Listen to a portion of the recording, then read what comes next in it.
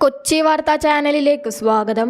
നടനും കേന്ദ്രമന്ത്രിയുമായ സുരേഷ് ഗോപിയുടെ നിലപാടുകൾ തിരുത്തിക്കാനോ നിയന്ത്രിക്കാനോ കഴിയാതെ കടുത്ത അതൃപ്തിയിൽ BJP. കേരളത്തിൽ നിന്നുള്ള ഏക പാർലമെന്റ് അംഗവും മന്ത്രിയുമായ ആൾ സ്വീകരിക്കുന്ന സമീപനം പാർട്ടി ലൈൻ അല്ല എന്ന അഭിപ്രായം BJPയിൽ ശക്തമാണ്.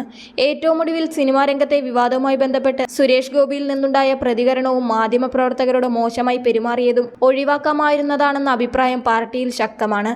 സിനിമാ താരങ്ങൾക്കെതിരായ ലൈംഗികാരോപണത്തിൽ സുരേഷ് ഗോപിയുടെ നിലപാടല്ല BJPയുടേതെന്ന് സംസ്ഥാന പ്രസിഡന്റ് K. സുരേന്ദ്രൻ പരസ്യമായി പറയേണ്ടി വന്നു. നടനെന്ന നിലയിലുള്ള അഭിപ്രായമായി കണ്ടാൽ മതിയെന്നും പാർട്ടിയിൽ പ്രവർത്തിക്കുമ്പോൾ അതിനൊത്ത് പോകണമെന്നും സുരേന്ദ്രൻ തുറന്നടിച്ചത് പാർട്ടിയിലെ അസംതൃപ്തിയുടെ തുറന്നുപറച്ചിൽ കൂടിയായിരുന്നു. സുരേഷ് ഗോപി നടനെന്നതിലുപരി MPയും കേന്ദ്ര സഹമന്ത്രിയുമാണെന്ന ബോധ്യത്തോടെയല്ല പ്രവർത്തിക്കുന്നതെന്ന വിമർശനമാണ് ഉയരുന്നത്. പാർട്ടി, പാർലമെന്റ് അംഗം, കേന്ദ്രമന്ത്രി എന്നിവയേക്കാൾ പ്രാധാന്യം സിനിമയ്ക്ക് സുരേഷ് ഗോപി നൽകുന്നുണ്ട്. കഴിഞ്ഞയാഴ്ച പങ്കെടുത്ത പരിപാടിയിൽ അദ്ദേഹം ഇക്കാര്യം വ്യക്തമാക്കുകയും ചെയ്തിരുന്നു. 22 സിനിമയെങ്കിലും ചെയ്യാനുണ്ടെന്നാണ് സുരേഷ് ഗോപി പറഞ്ഞത്. ഇക്കാര്യം അമിത്ഷായെ അറിയിച്ചിട്ടുണ്ടെന്നും സിനിമാഭിനയത്തിന് അനുവാദം നൽകാതെ മന്ത്രിസ്ഥാനത്ത് നിന്നും പറഞ്ഞയച്ചാലും പ്രശ്നമില്ലെന്ന അഭിപ്രായവും അദ്ദേഹം പ്രകടിപ്പിച്ചിരുന്നു. തങ്ങളുടെ ഏക MP സംസ്ഥാന നേതൃത്വത്തിന് വിധേയനാകാതെ മുന്നോട്ടു പോകുന്നതിലുള്ള നീരസം നേതാക്കൾക്കുണ്ട്. എന്നാൽ കേന്ദ്ര നേതൃത്വവുമായി അടുത്ത ബന്ധമുള്ള സുരേഷ് ഗോപിയെ തിരുത്താനാവില്ലെന്നും അവർ തിരിച്ചറിയുന്നു.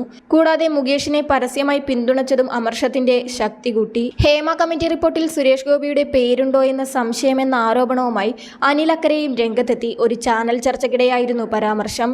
ഹേമ കമ്മിറ്റി റിപ്പോർട്ടിൽ സുരേഷ് ഗോപിയുടെ പേരുണ്ടോ എന്ന സംശയം എനിക്കും പൊതുസമൂഹത്തിനും ബലപ്പെടുന്ന സംഭവമാണ്.